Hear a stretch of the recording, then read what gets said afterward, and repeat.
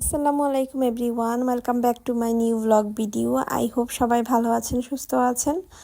আজকে ভোরবেলা আমি তো একদমই অবাক হয়ে গিয়েছি। আজকে হঠাৎ করে আমার দুইটা ভাই চলে আসছিল বাসায়। তো ওরা রাতের বেলা কল দিয়েছিল, বাট আমি শুনিনি। আমি কালকে এত টায়ার্ড ছিলাম। তারপর আমি 11টার ভিতরেই ঘুমিয়ে পড়েছিলাম। তো এর জন্য আমি রাতে ওদের কলটা দেখিনি। ওরা আগে থেকেই আসবে প্ল্যান করাই ছিল, বাট কখন আসবে সেটা আমি জানতাম না। এরপর আজকে সকালেই ওরা আসছে বাসায়। তো ওরা সারা রাত জার্নি করে আসছিল, তাই সকালবেলায় ওদেরকে আমি নাস্তা করিয়ে তারপর ঘুমাতে দিয়েছিলাম।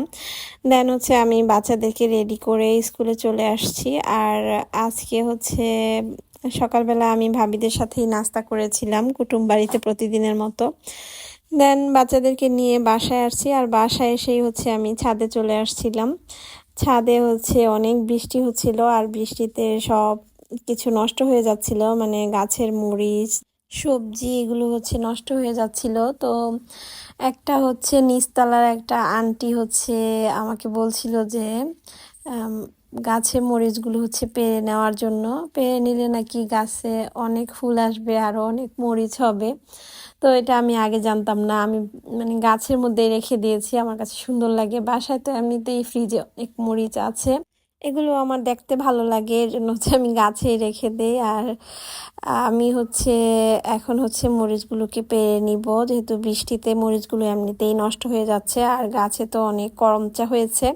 এগুলো আমি এখন প্রতিদিন দুই একটা করে নিয়ে নিয়ে ডালের মধ্যে দেই, খেতে বেশ ভালোই লাগে। আর এখানে অনেকগুলো বেগুন হয়েছে গাছে, বেগুনগুলো মোটামুটি সাইজে বড় হয়ে গিয়েছিল। আর ফার্স্টে এসেই আমি গাছ থেকে লেবু পেড়ে নিয়েছিলাম।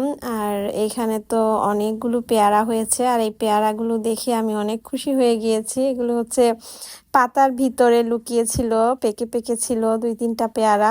তো সেগুলো আমি নিয়ে আসলাম ছাদ থেকে। আর যেহেতু বাসায় গেস্ট আছে, এর জন্য খালা আগেই সব কিছু রেডি করে ফেলছিল বাসায়। আমি খালার কাছে সব কিছু মানে গুছাতে দিয়ে ছাদে গিয়েছিলাম। ছাদ থেকে সবকিছু পেরে নিয়ে আসছি, যা যা পেকেছে, তারপর নষ্ট হয়ে যাচ্ছিল মরিচগুলো, ওইগুলো। দেন বাসায় এসে আমি মেহমানদের জন্য পোলাও, তারপর গরুর মাংস রোস্ট এগুলো রান্না করব, মানে আমার ছোট ভাইরা যে আসছে ওদের জন্য। তো ওরা অনেক দিন পর আসছে, মানে আমার চাচাতো ভাই আসছে আর আমার ভাই আসছে একসাথে। তো এরপর আমি দুপুরবেলা আজকে লাঞ্চে পোলাও রেডি করছিলাম। দেন রোস্ট রান্না করছিলাম, তারপর গরুর মাংস, ডিম, তো মাছ এগুলাই রান্না করছিলাম। তো প্রথমে আমি পোলাওটা এক চুলায় রান্না করেছি। আর আজকে তো আমি স্কুল থেকে আসতে আসতে আমার 11:30 বেজে গিয়েছিল।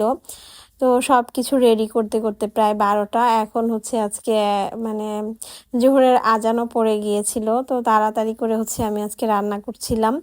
তো ফার্স্টেই আমি পোলাওটা রান্না করে নিয়েছি। পোলাওটা রান্না করে দেন দমে বসিয়ে দিয়েছিলাম। এখানে রোস্ট রান্না করব। প্রথমেই আমি প্যানে পেঁয়াজ বাটা, আদা রসুন বাটা, সব ধরনের মশলা, কাঁচামরিচ এগুলো দিয়ে টমেটো এগুলো দিয়ে কষিয়ে নিচ্ছিলাম। দেন সামান্য পরিমাণে ঘি দিয়ে দিয়েছি। আজকে আমি খুবই কম মশলায় দেশি মুরগির রোস্ট রান্না করব। এরপর এখানে আমি দিয়ে দিয়েছিলাম প্যাকেট যেই রোস্টের মশলাটা থাকে, সেই প্যাকেট মশলাটা আমি এখানে ইউজ করেছি, যেহেতু আজকে অনেক তাড়াহুড়া, অনেক আর্লি রান্না করতে হবে। এর জন্য আমি আজকে প্যাকেট মশলা দিয়ে, রাঁধুনি যেই প্যাকেট মশলাটা থাকে রোস্টের, সেটা দিয়ে রান্না করছিলাম। এরপর এখানে আমি 1/2 কেজি লিকুইড দুধ দিয়ে দিয়েছিলাম আড়ঙের। তো এটা দিয়ে আমি দেন মুরগিগুলোকে, মানে ভাজা মুরগিগুলোকে দিয়ে কিছুক্ষণ রান্না করে নিচ্ছি। আর ডিমটাও আমি এই রোস্টের সাথেই দিয়ে দিয়েছি। দেন পরে আমি ডিমটা তুলে নিব। তো আজকে যেহেতু অনেক তাড়াহুড়া করে রান্না করেছি, তাই একটু ইজিভাবেই রান্নাটা করেছি। তো এই তো সবাইকে এখন দুপুরের খাবার দিয়ে দিয়েছি টেবিলে। এখানে রুই মাছ ভুনা করেছিলাম, তারপর পোলাও রান্না করেছিলাম, ঝরঝরে যেই সাদা পোলাওটা। এখানে গরুর মাংস রান্না করেছি। আজকের গরুর মাংসটা একদমই ইজি উপায়, মানে ইজি ওয়েতে রান্না করেছিলাম। তো এটা জাস্ট প্রেসার কুকারে 5টা সিটি দিয়েছি, আর গরুর মাংসটা হয়ে গিয়েছে। আর খেতেও অনেক ভালো হয়েছে। এরপর দেশি মুরগির রোস্ট রান্না করেছি। এখানে হচ্ছে ডিমটাও রান্না করেছিলাম আমি একসাথেই। তো সবাইকে হচ্ছে এখন দুপুরের খাবার দিয়ে দিয়েছি।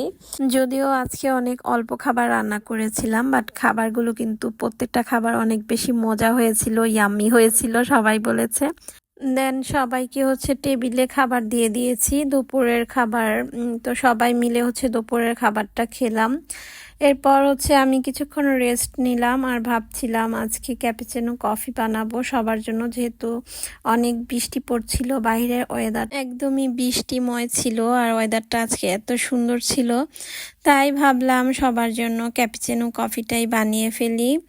এরপর হচ্ছে আমি পরিমাণ মতো একটা গ্লাসের মধ্যে কফি, দেন চিনি নিয়েছি আর সাথে হচ্ছে হালকা কুসুম গরম পানি দিয়ে দিয়েছি। আর এই পানিটা দিয়ে হচ্ছে এখন আমি একটা বিটার দিয়ে হচ্ছে বিট করে নিব, এটা হচ্ছে হ্যান্ড বিটার।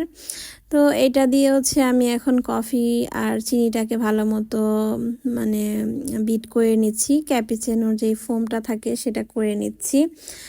এরপর হচ্ছে এখানে কাপে দিয়ে দিয়েছি আমি, কাপে দেওয়ার পর এখানে হচ্ছে গরম গরম একদম লিকুইড মিল্কটা দিয়ে দিয়েছি। আর এটাও ছিল একদম ঘন মিল্ক, এখানে হচ্ছে আমি কনডেন্স মিল্ক, পাউডার মিল্ক একসাথে গুলে নিয়েছিলাম। এরপর হচ্ছে কফিটা হচ্ছে আমি বানিয়ে নিয়েছি আর কফিটা কিন্তু অনেক বেশি সুন্দর হয়েছে। এরপর হচ্ছে সন্ধ্যার নাস্তায় আমি সিঙ্গারা আর হচ্ছে ম্যারি বিস্কিট দিয়ে কফিটা হচ্ছে সার্ভ করে দিব সবাইকে। দেন আমার কাছে আজকে এই কফিটা অনেক বেশি জোস লেগেছিল, অনেক মজা লেগেছিল। আজকের ব্লগটা এই পর্যন্তই, নেক্সট ব্লগে সবাইকে স্বাগতম। Thank you for watching my video.